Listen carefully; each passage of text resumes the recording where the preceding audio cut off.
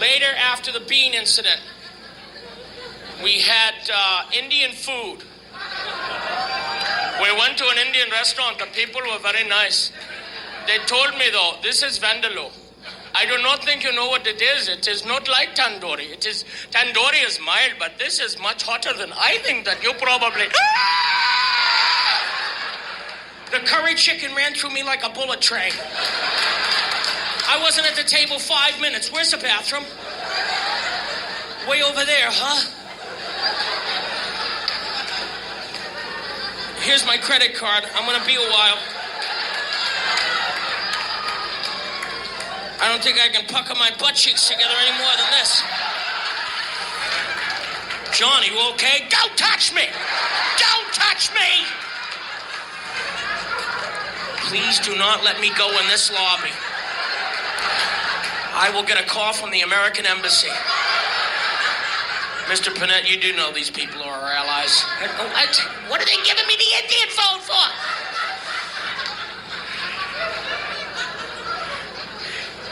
And there was a long line for the bathroom. They served all the curry at once. They shouldn't do that. They should stagger it. You could hear Indian music coming from the bathroom.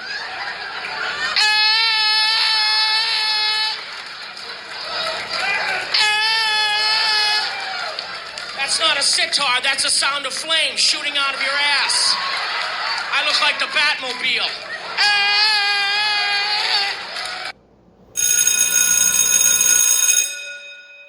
Good morning. It's Friday, Aristotle Friday, August the 11th, and this is The True Conservative.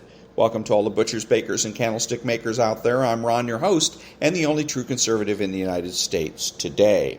So today, after the Serenity Prayer and the patriotic song of the day, we will have My Take, Stuart Varney, No Free Lunch, The Rape of the Mind, Aristotle, Vivek Ramaswamy, and Donald Trump. All that and more when I get back.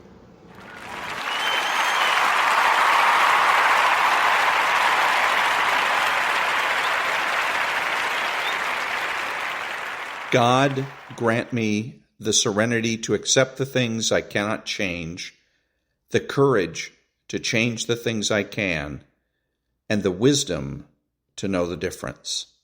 Amen.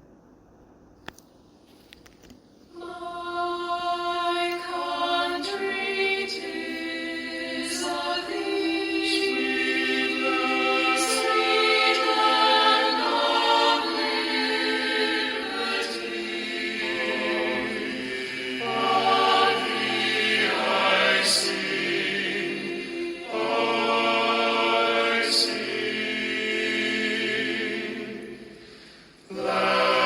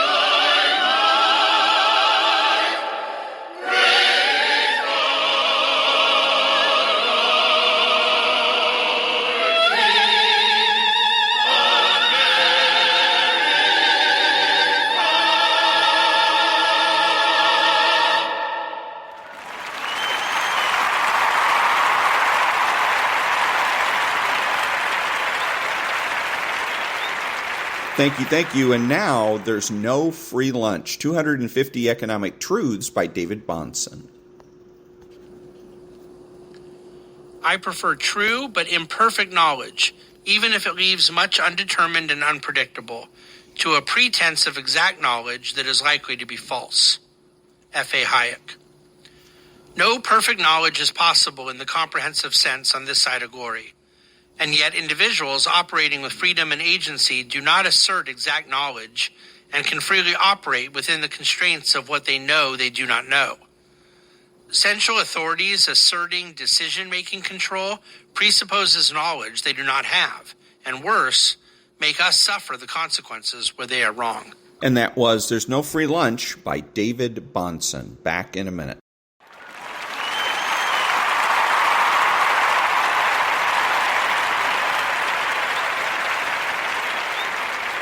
Thank you, and a quote from Ayn Rand. It is the fear of responsibility that prompts most people to adopt an attitude of indiscriminate moral neutrality. It is the fear best expressed in the precept, "Judge not, that ye be not judged." But that precept, in fact, is an abdication of moral responsibility. It is a moral blank check we give to others in exchange for a moral blank check that we expect for ourselves. There is no escape from the fact that we have to make choices.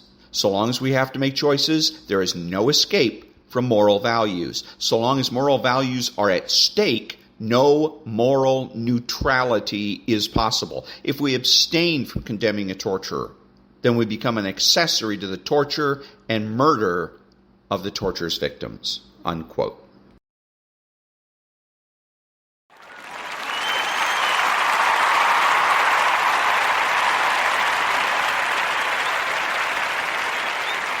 Thank you. Now, a little bit of Stuart Varney. Administration wants to lift that court order. What are you doing to keep it in place? Well, yesterday we were at the Fifth Circuit Court of Appeals in front of a 3-judge panel, and the Department of Justice doubled down and recommitted itself to future violations of the First Amendment. Two points that really stood out. Number one, the judges were skeptical about the Department of Justice's position because the Department of Justice agreed with the court that they had the authority to silence truthful speech. Now think about that for a second. There are huge ideological, philosophical consequences, but also very practical consequences. If the government is allowed to silence anyone who's saying things truthfully, certainly that is protected speech. But secondly, the Department of Justice to silence truthfully itself to future violations of the First Amendment. Two points that really stood out. Number one, the judges were skeptical about the Department of Justice's position because the Department of Justice agreed with the court that they had the authority to silence truthful speech. Now think about. So, again, he used the word authority. That's why I wanted to go back there and make sure they didn't actually say rights. But that's basically what this is coming down to. They use authorities as a cover word, and sometimes they'll say, and then there's always balancing test, and then another one is instead of authority, they'll say that there's a compelling interest. So, but all of this has to do with government rights. Okay, so what the government is doing is saying to the court, you need to balance rights. You need to balance the rights of the individual vis-a-vis the First Amendment versus the government's right to do whatever it needs to do. In this particular case, it is to fight COVID, or the government has the right to fight terrorism, or the government has the right to fight whatever else it is that whatever other fiction that it creates to create this fictional rights. And this is crap. This is why we now have a situation where it's, Republicans versus Democrats on the court. And it shouldn't be that way. It should be simple. Doesn't matter whether you're a Republican or a Democrat. It's going to be about rights of the individual only. And that the judges will immediately dismiss any notion that the government has rights. Okay, so this should be easy. It should be, sorry, government, you have the people's rights must. Your authority can and should, but people's rights must. You lose. That's what they should be doing. But again, notice how what the government's doing here. The government is basically insisting that it has the right to censor people's speech and asking the court to do a balancing test, to balance the rights of the individual versus the so-called rights of the government. There is no such thing. Back in a minute.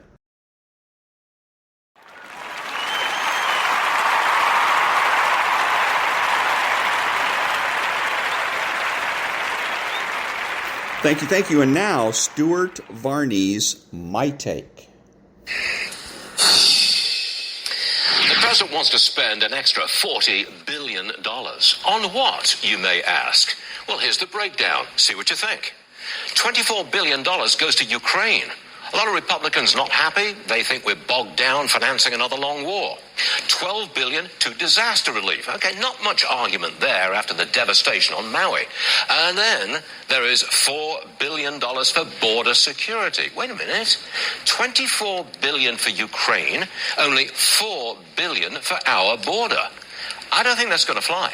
There's a limit to how long this country will tolerate Biden's open border. And this pittance for so-called border security, that's a sick joke. Because he keeps the border open, citizen states around the country are hemorrhaging money. They have to house, feed, educate, and medically treat hundreds of thousands of migrants, probably millions. According to the mayor, the bill, just in New York City, will be $12 billion. Imagine the cost nationwide. So Biden spends an extra $4 billion for border security and runs up a giant bill because there is a total lack of border security. Right from the start, our president made sure our border was open. He abandoned the wall. He ended the stay in Mexico rule. He commissioned an app to speed up the flow. Millions have come in. He got what he wanted. America did not. Second hour of Varney just getting started. And that was Stuart Varney's My Take. One of the things that we have here that I've noticed is the consequences of not getting our politicians to make promises. Because if they don't make promises, then it's wide open. They can do anything that they want.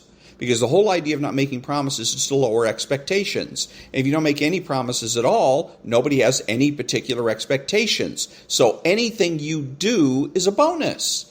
Anything you do, the people should be happy about. So this is why it is that we must get politicians, office holders, people running for office to make promises. Tell them ask them, what promises are you making? Give me 3 promises, 5 promises, 1 promise. And we need to do it with each other. When you're talking to your kids and ask them to make promises. Do you promise to do this? Do you promise to do that? Do you promise to clean your room? Make promises to your kids. Make promises to your friends. We need to get back in the habit of promise making and promise keeping. That's what's going to keep the politicians in check. Now, if somebody like Joe Biden insists, ducks and dodges and bobs and weaves, and he absolutely refuses to make promises, then we can make them for him. Because whether he likes it or not, when he raises his hand and takes the oath of office, he's making a promise. So in this particular case, we could say, hey, Mr. President, you've promised to be fiscally responsible.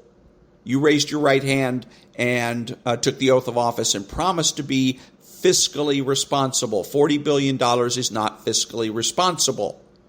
What are you going to do to fix that? So you're putting the pressure on him and letting our politicians know they may as well make promises, because if they don't make their own promises, we're going to make the promises for them, and they're not going to like the ones we come up with. Back in a minute.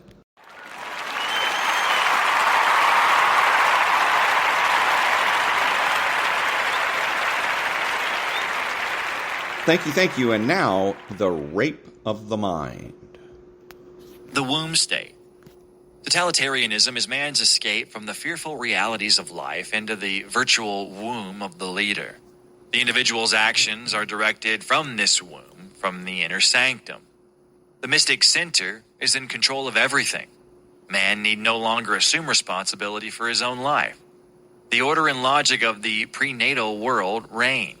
There is peace and silence, the peace of utter submission. The members of the womb state do not really communicate. Between them, there is silence. The silence of possible betrayal, not the mature silence of reticence and reservedness.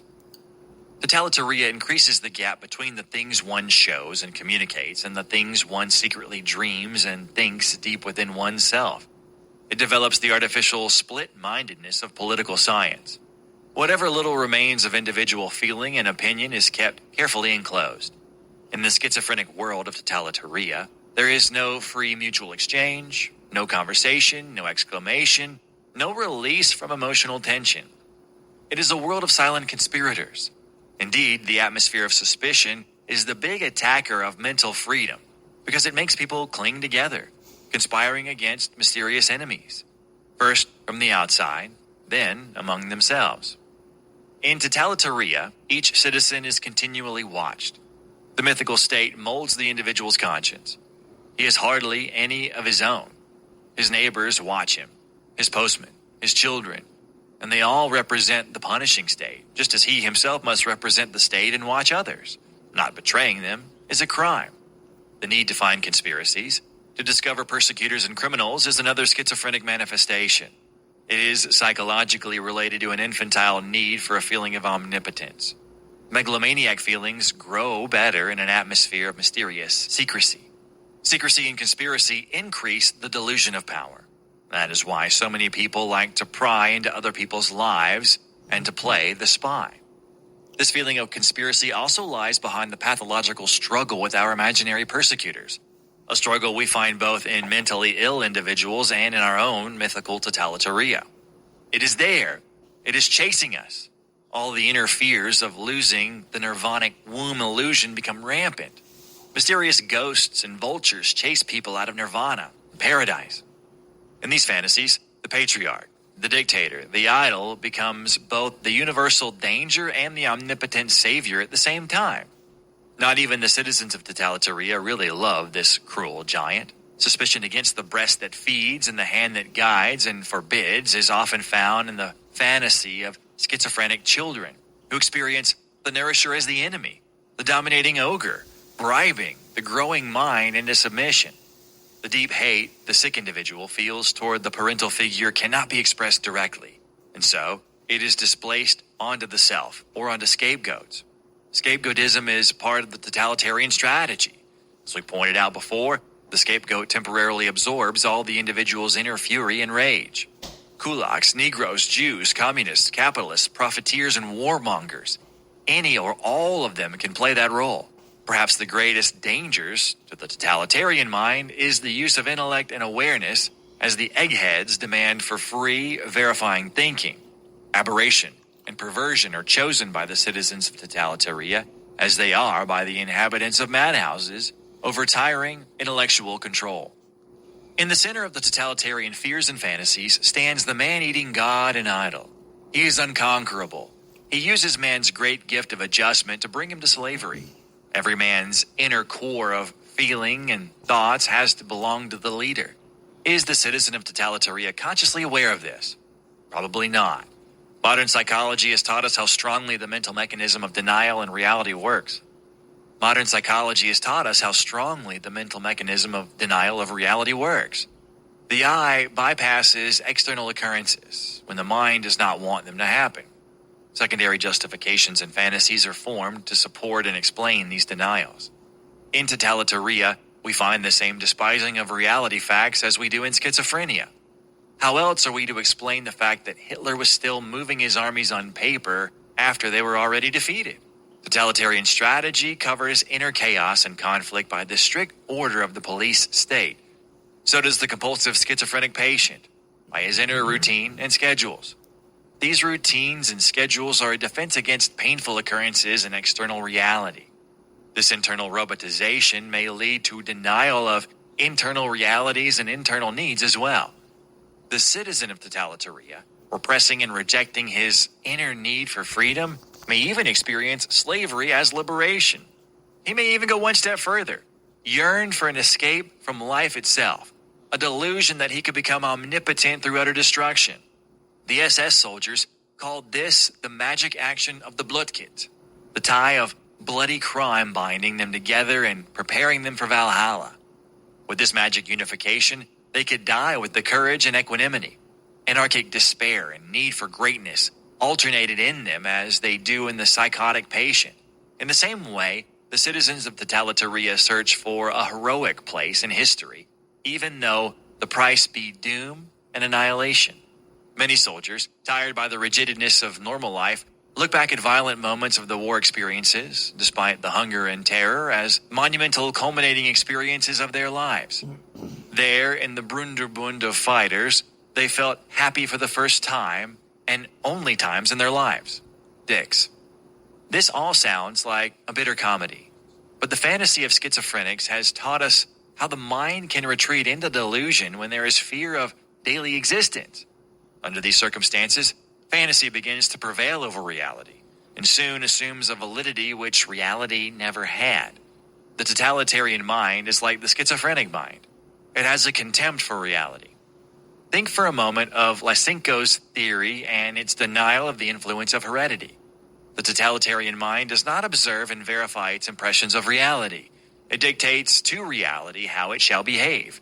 It compels reality to conform to its fantasies. The comparison between totalitarianism and psychosis is not incidental. Delusional thinking inevitably creeps into every form of tyranny and despotism. Unconscious, backward forces come to action. Evil powers from the archaic past return. An automatic compulsion to go on to self-destruction develops, to justify one mistake with a new one. To enlarge and expand the vicious pathological circle becomes the dominating end of life. The frightened man, burdened by a culture he does not understand, retreats into the brute fantasy of limitless power in order to cover up the vacuum inside himself. This fantasy starts with the leaders and is later taken over by the masses they oppress. What else can man do when he is caught in that treacherous machine called totalitaria? Thinking, and the brain itself, has become superfluous. That is, only reserved for the elite. Man has to renounce his uniqueness, his individual personality, and must surrender to the equalizing and homogenizing patterns of so-called integration and standardization. This arouses in him the great inner emptiness of the savage child, the emptiness of the robot that unwittingly yearns for the great destruction. And that was The Womb State from The Rape of the Mind by Joost-meerlo, MD. And again, he gets a little bit off in the weeds about psychological mumbo-jumbo. But I play this book because it has a lot of interesting insights about the mentality, the methods, and the techniques of totalitarians. Back in a minute.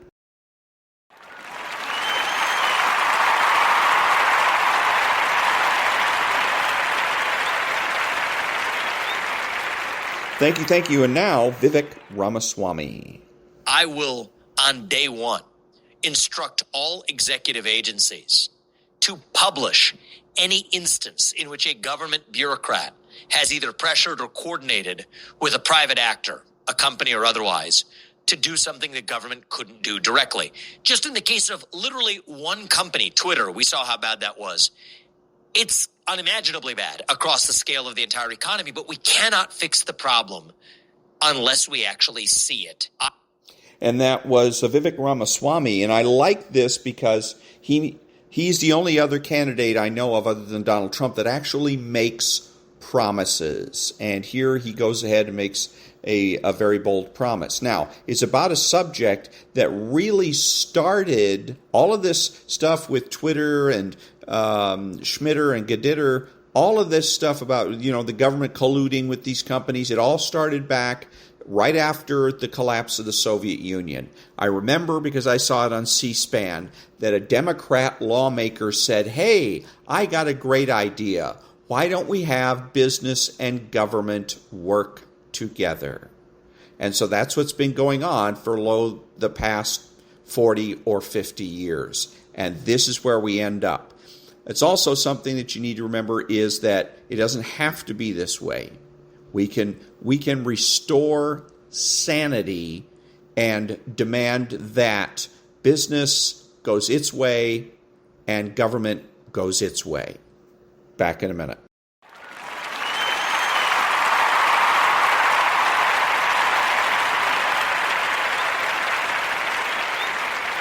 Thank you, and Vivek Ramaswamy one more time. We are speaking the truth, the hard truth, without apology. We will do it without fear. We will speak the truth today. God is real. Unborn life is life. There are two genders. Fossil fuels are a requirement for human prosperity. Reverse racism is racism. An open border is not a border.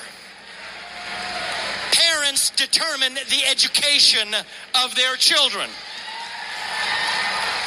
The nuclear family is the best known form of governance to mankind. Capitalism is the best system known to man to lift people up from poverty. There are 3 branches of government, not 4, and the U.S. Constitution is the strongest guarantor of freedom in human history. That is the truth.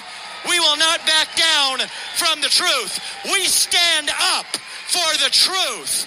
That is what won us the American Revolution. That is what will win us the revolution of 2024. That is what it means to be an American today. Thank you. And that was Vivek Ramaswamy. Back in a minute.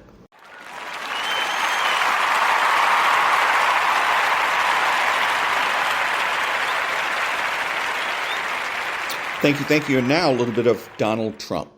For American veterans, as one of his first acts in office, Biden gutted my historic VA reforms. He gutted them out, making it easier to remove bad VA employees from the job. And in a shocking act of betrayal of America's veterans, as well as the tens of thousands of dedicated professionals, and you do have great professionals at the VA, crooked Joe Biden is in the process of not removing people, but reinstating 5,000 of the 10,000 people that we fired who were fired for good reason, including sadism and this, who were fired for very good reasons, and they want to give them back their full pay. They want to give them their jobs back, and we were very careful about that. We didn't get rid of people haphazardly. We got rid of people that were not doing their job, some really in bad cases, and some they just weren't doing their job. They didn't care. They didn't show up to work, and he wants to put at least half of them back, the same people, and it'll cost over $200 million to do that. I'd rather give the money to you directly. It's a lot better. It's amazing. I mean, it's amazing. It breaks your heart. It breaks your heart. That was such a big thing, and now they want to put a lot of those people back. Joe Biden puts bureaucrats first, I put veterans first, and I put America first.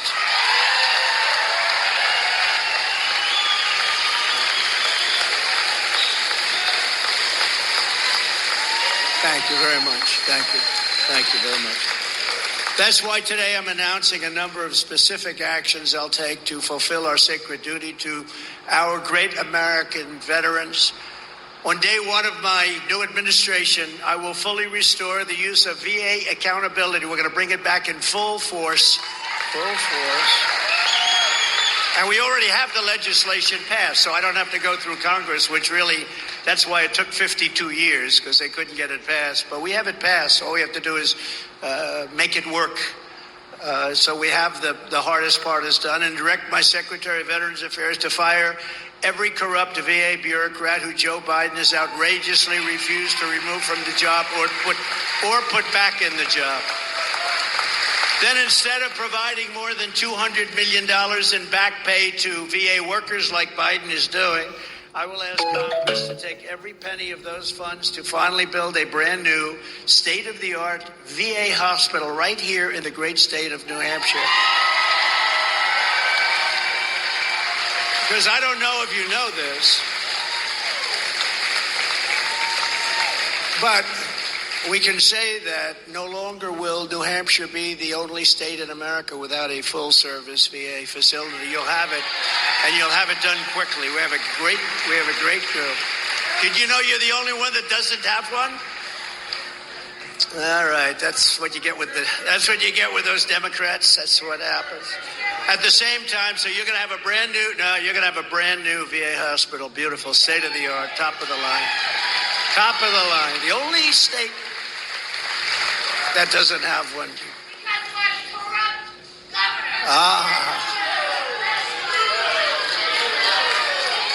I was waiting for that. Thank you. Who said that, by the way? Stand up. Okay. I was going to say that, but then I thought it'd be politically correct. Thank you. Take good care of her. That's right. Yeah, it's a selfish guy. At the same time, he ran for president and he got 2 points. He ran without running. He didn't want to announce he wanted to run, but it's a shame. We could win the state so easy if we had help from the governor, but we never got help from the governor. We helped him, but he never helped us. So, but I'm glad you said it, because this way I can say I was so nice up in New Hampshire. No, he's not the same man now. He's not the same. He took a big beating, knocking the hell out of everybody, and he took a big beating, and then he gets the first poll, and he sees in his own state he was in 7th place out of a group. At the same time, we will fully maintain the VA clinics in the rest of the state and address the severe shortage of nurses and other healthcare workers at the home for the retired veterans in Tilton. Anybody know that home in Tilton? I will once again make stopping veteran suicide a top priority of my administration. Terrible situation. I will ban the Department of Veterans Affairs from wasting a single cent to fund transgender surgeries or sex change procedures.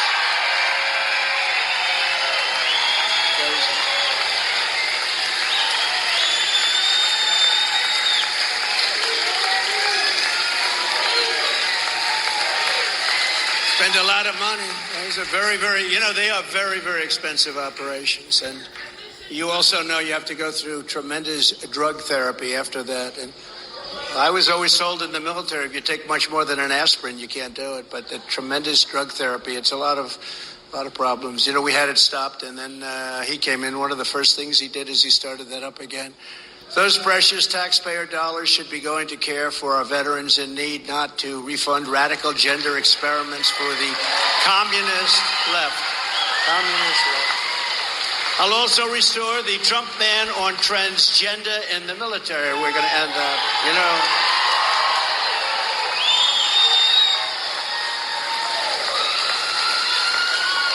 We had it banned. I went to generals. I say, General, off the record, what do you think of transgender? Sir, is anybody listening, sir? What do you think? I don't like it, sir. And then I'd say to another one, they're all afraid to talk about it, but, I have to do what's right. You have to do what's right. And we have to help everybody. For American veterans. And that was former President Donald Trump in New Hampshire. And again, he's at his best when he's making promises. And he made lots and lots of promises. And he's one of the few candidates. Vivek Ramaswamy makes promises now, but and hopefully this is going to be a trend where we're going to have our politicians, more and more politicians and office holders and office seekers that are going to make promises. We don't have to wait for it, by the way. We can demand it. We're the people, we're in charge, and we can demand that people, these people who are seeking office, make promises. We can ask them. If they refuse, they duck and dodge, bob and weave, then we can just simply assign promises to them. After all of these people, when they take office, they take an oath of office. They swear to uphold and defend the Constitution against all enemies, foreign and domestic, and to bear true faith and allegiance to the same. Plus, so all we have to do is say, hey, the border's wide open. You promised via your oath of office to secure the border. And put them under pressure and constantly put them under pressure. And at some point, they will have no choice. They will have to go back to making promises like they used to. But former President Donald Trump is still the only one that really deserves to get the nomination of the party and deserve to be President of the United States because he has the experience and because he is the one that makes promises and keeps them. Back in a minute.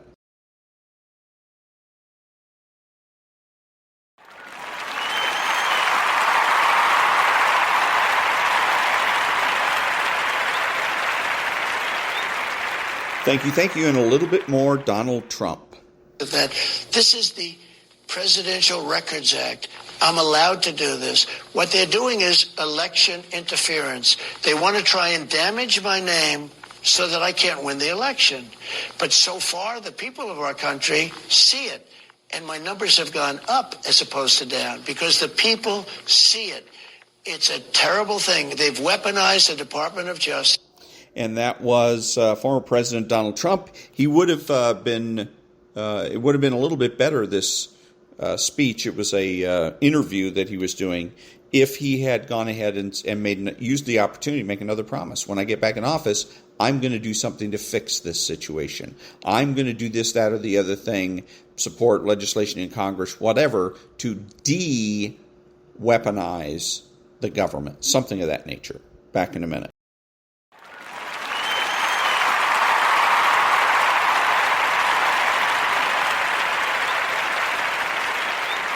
Thank you. And now, Aristotle for Everybody. Difficult Thought Made Easy by Mortimer J. Adler.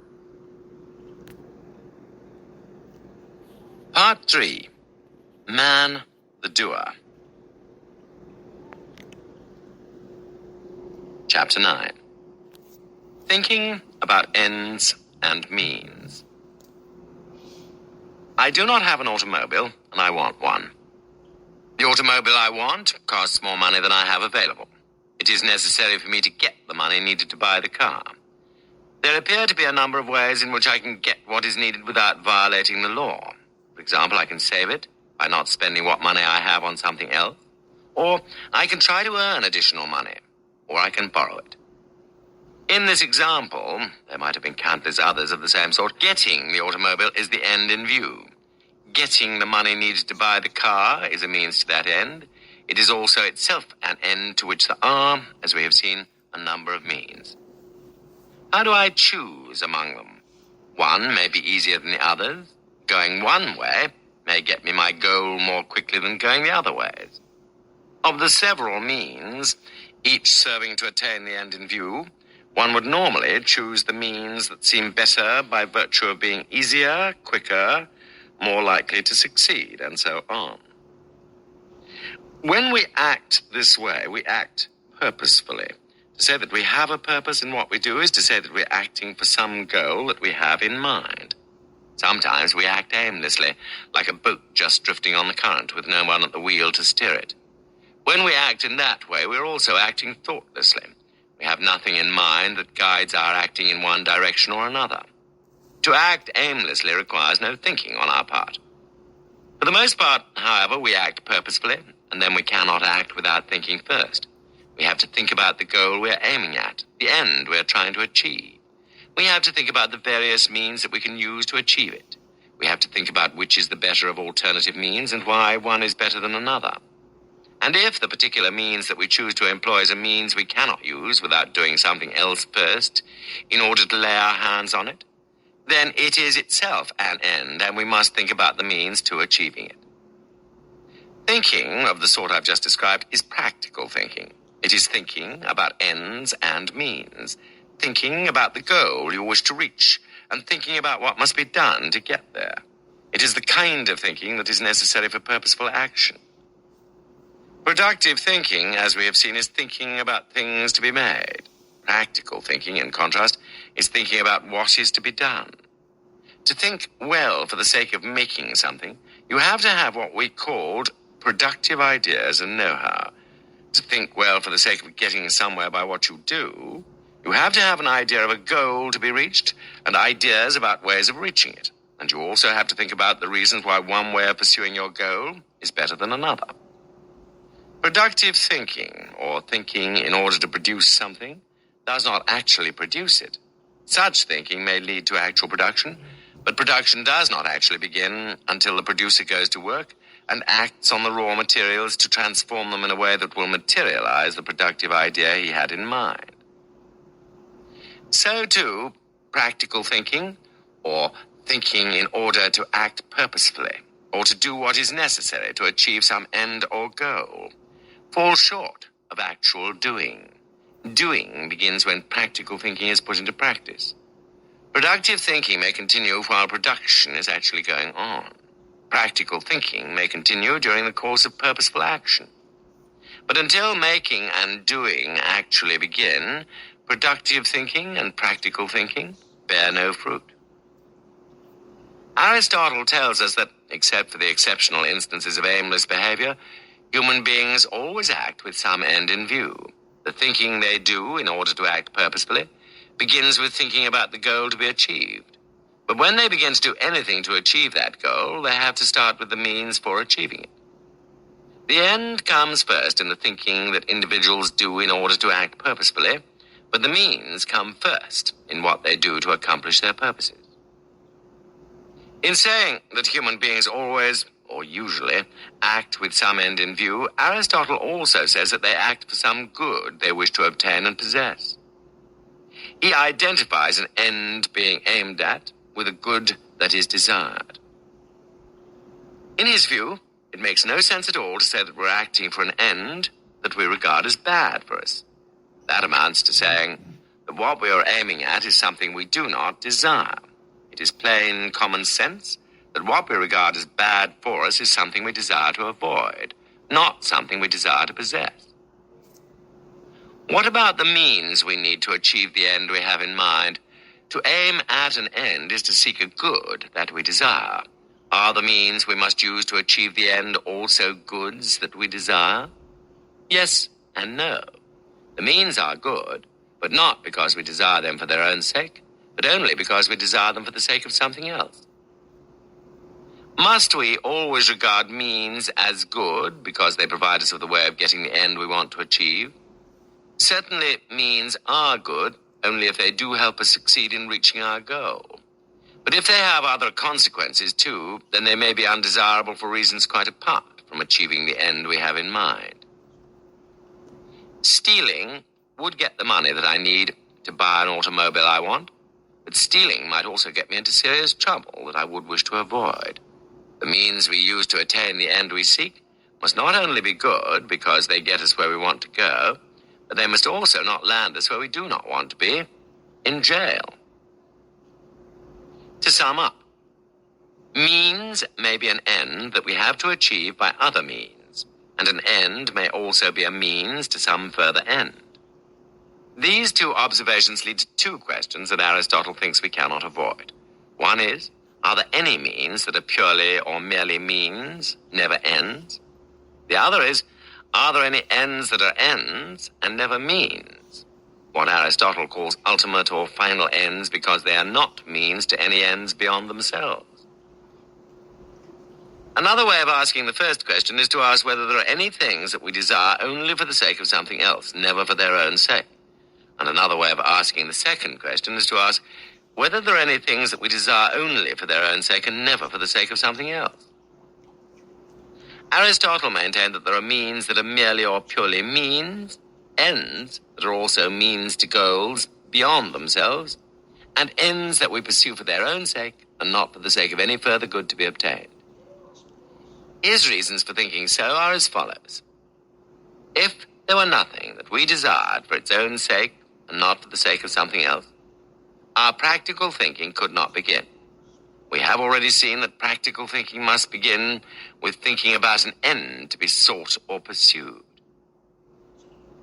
Now, if every end we thought about were a means to some further end, and if that further end was still a means to some end beyond itself, and so on endlessly, practical thinking could never begin.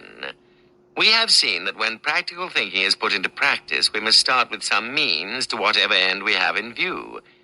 If that means is itself an end that requires us to find means for achieving it, then we cannot start our doing or purposeful action with it. To start doing, we must start with a means that is purely a means, and not also an end that requires other means to achieve it. So far, I've told you only why there must be ends that are not means, and why there must be means that are not ends. Your reaction to what I've told you so far would not surprise me if it consisted in wondering how you have ever done any practical thinking without knowing what your final or ultimate end is. If practical thinking cannot begin with an end that is a means to something beyond itself, and if you do not know of any end that you seek for its own sake, and not for the sake of anything else, how could you ever begin to think practically? Since you have undoubtedly done a lot of practical thinking in the course of your life, Aristotle must be wrong when he says that practical thinking cannot begin until you have an ultimate or final end in mind. So it would certainly seem. A distinction between two ways in which you can have an ultimate or a final end in mind will open the door to a solution of this problem.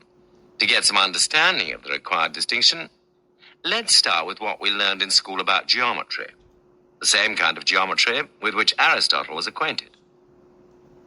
What are called the first principles of geometry are the starting points with which you must begin in order to demonstrate the geometrical propositions that have to be proved.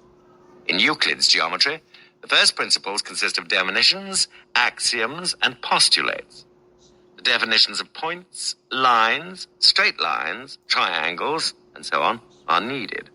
And so are such axioms as the whole is greater than any of its parts, and things equal to the same thing are equal to each other. In addition, there are the postulates, assumptions that Euclid makes in order to prove the propositions that need proof. The difference between the axioms and the postulates is that you cannot deny the axioms, you cannot avoid affirming them.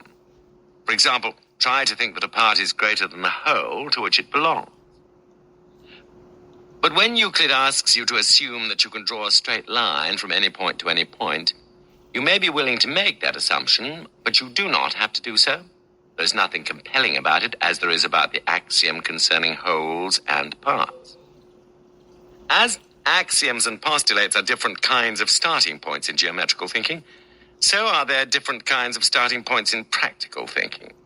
Just as you can assume what Euclid asks you to take for granted in order to get his geometrical proofs started, so in your own practical thinking you can assume that a certain goal or end is ultimate and ask no further questions about it, even if they can be asked.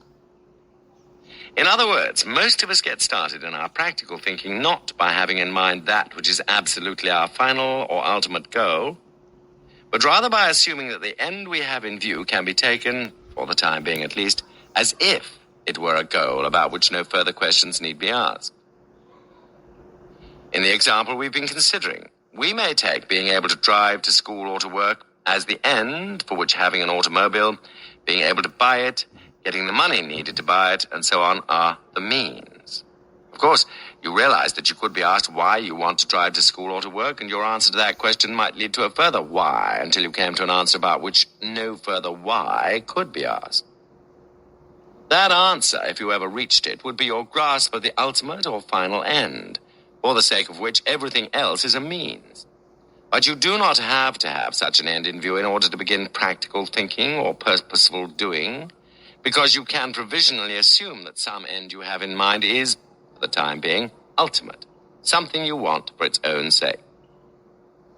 When you do what needs to be done to get it, you may ask yourself why you wanted it, but you do not have to ask that question in order to think about the means for getting it, or in order to do what needs to be done to use means for that purpose.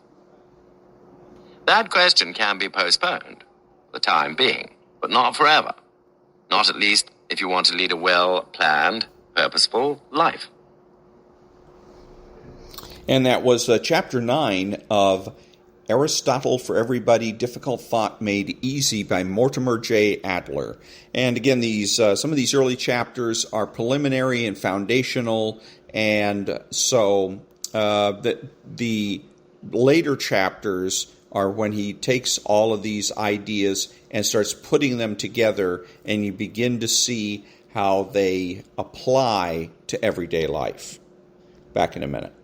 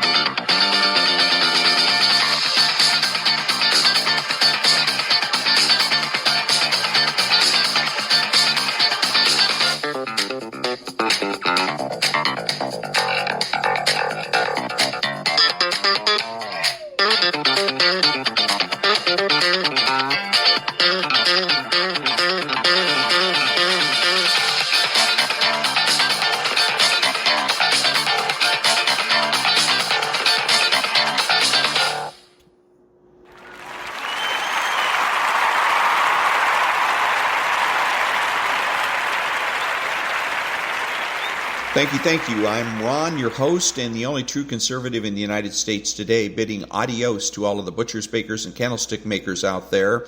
And until next time, be honest, be smart, be beautiful, and remember that the left has no authority, no power, and they can't win.